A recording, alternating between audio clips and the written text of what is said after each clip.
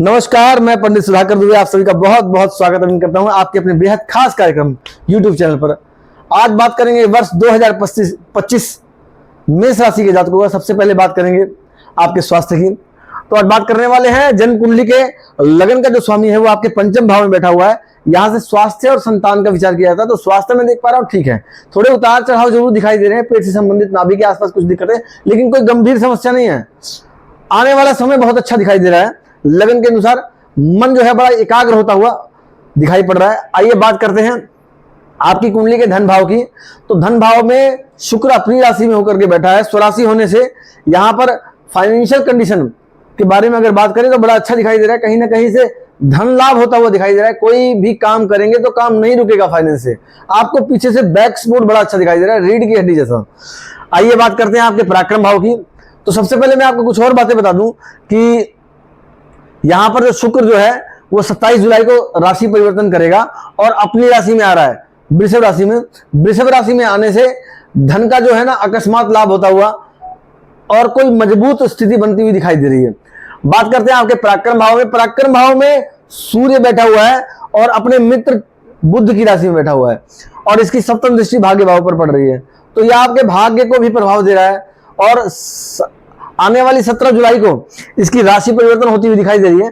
जो आप देख रहे हैं 7 जुलाई को कर्क राशि में आ रहा है। तो वर्तमान की जो स्थिति है वो फाइनेंस के लिए कोई भी दिक्कत नहीं है। कोई काम शुरू करेंगे तो अपने आप फाइनेंस आपके परिवार अपने सपोर्ट से अपने आप आना शुरू होगा और बाहरी संबंधों से बहुत अच्छा लाभ होता हुआ दिखाई दे रहा है, जैसा कि मैं देख पा रहा हूं। और बात करते हैं आपके भूमि भवन और माता के सुख की। तो यहां से भूमि भवन और माता का सुख ठीक दिखाई दे रहा है। कुछ वाद विवाद हो सकते हैं, बहस हो सकती है, लेकिन कोई तीखी नहीं, साधारण, और वो सब नॉर्मल हो जाएगी। लगभग 31 अगस्त तक आपका काम भी सुचारू रूप से अच्छा चलना शुरू हो जाएगा। जो भी काम करेंगे, अगर आप कोई विचार कर रहे हैं तो विचार को एक्शन में लाइए, आपको लाभ होगा, काम चलेगा और लंबे समय तक काम चलेगा। बात करते हैं आपके पंचम भाव से संतान के सुख की। यदि संतान के सुख की बात की जाए तो जो लोग चिकित्सा के ऊपर निर्भर हैं, जिनकी संतान नहीं मान रही है, जिद करती है, तो कुछ ना कुछ अच्छी सूचना है। जिनको संतान नहीं हुई है उनके लिए अच्छी सूचना है।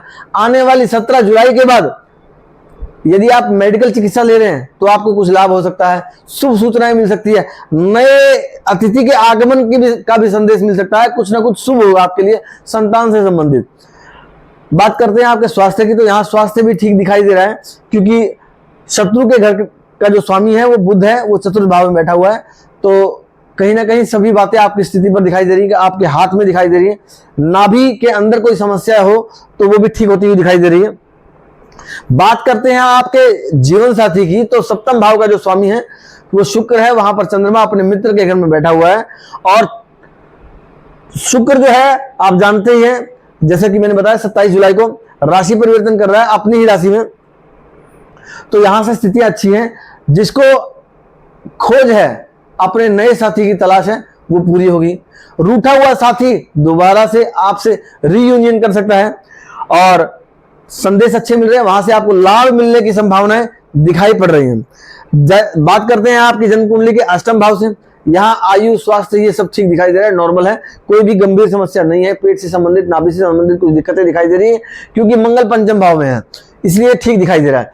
1 2 3 4 चौथी दृष्टि मंगल की पड़ रही है। ये अपनी राशि में अच्छी दृष्टि है, अपने मित्र के घर में बैठा हुआ है। तो यहाँ पर शुभ संकेत प्राप्त हो रहे हैं, यानी कि कोई भी दिक्कत नहीं है। बात करते हैं आपके भाग्य भाव की। भाग्य आपके लिए नई अपॉर्चुनिटी लेकर के आया हुआ। यहाँ पर लक्ष्मी नारायण योग बना हुआ है, जो देख रहे हैं आप सूर्य और गुरु से, अपने मित्र के घर में बैठा हुआ है, सप्तम दृष्टि से देख रहा है। तो अगर कोई काम सोच रहे हैं आप तो कर दीजिए, लाभ मिलने वाला है, काम अच्छा चलेगा, लंबे समय तक चलेगा, लॉन्ग टर्म उस काम को कर पाएंगे। बात करते हैं आपके दशम भाव से। दशम भाव का जो स्वामी है वो शनि है, जो कि मीन राशि में है। और एकादश भाव से बात करते हैं, अकस्मात धन लाभ होने की संभावना दिखाई पड़ रही है। द्वादश भाव में शनि होने से दिया हुआ पैसा फंस सकता है।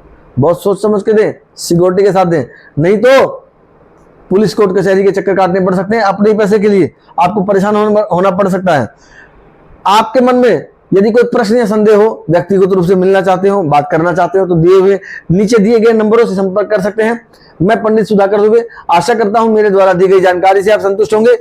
मन में कोई प्रश्न या संदेह हो तो आप संपर्क कर सकते हैं। आप इसी के साथ खुश रहिए, स्वस्थ रहिए, मस्त रहिए, तंदुरुस्त रहिए। जय सिया राम, जय गौ माता, जय गोपाल।